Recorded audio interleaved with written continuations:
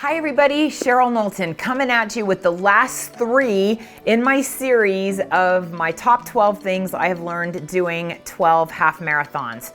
Okay, number 10, pace yourself. I remember learning years ago the adage that I'm sure you've heard a million times by now: you can eat an elephant if you take it one bite at a time. I met 20 years ago, that was a relatively new concept, and it was so powerful to me that I went and bought a really cute pink stuffed elephant and I put it smack in the middle of my desk, because that is something I needed to remind myself about, because I was constantly overwhelming myself with a million great ideas, and then when I didn't hit all of my crazy, extraordinary, audacious goals, I would become very frustrated and very overwhelmed and very down on myself. So any goal, no matter what it is, if you break it down into bite-sized pieces, you can achieve it, but you have to pace yourself and don't run too fast. My coach always was reminding me, slow down a little bit, you're going too fast, you have to pace yourself. So that is number 10.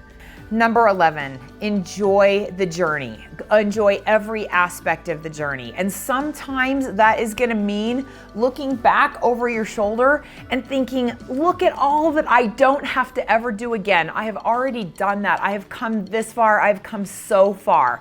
And I've got this much in front of me, but man, I'm so happy to be here and not back at the starting line. Enjoy the journey and enjoy the journey of your real estate career.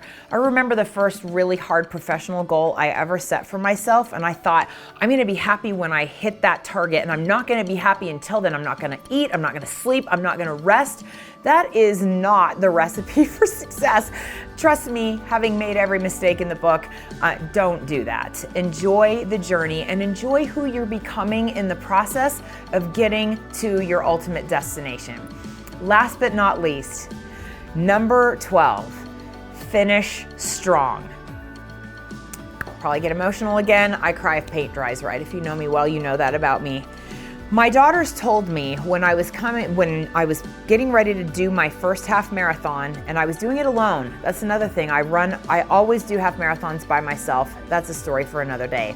They said, take off your headphones when you're coming up to the last 100 yards. When you start to see people and they've got bells and they've got all of their noisemakers and signs and they're cheering and they're clapping, take off your headphones so you can really, truly hear it. It makes me emotional thinking about that.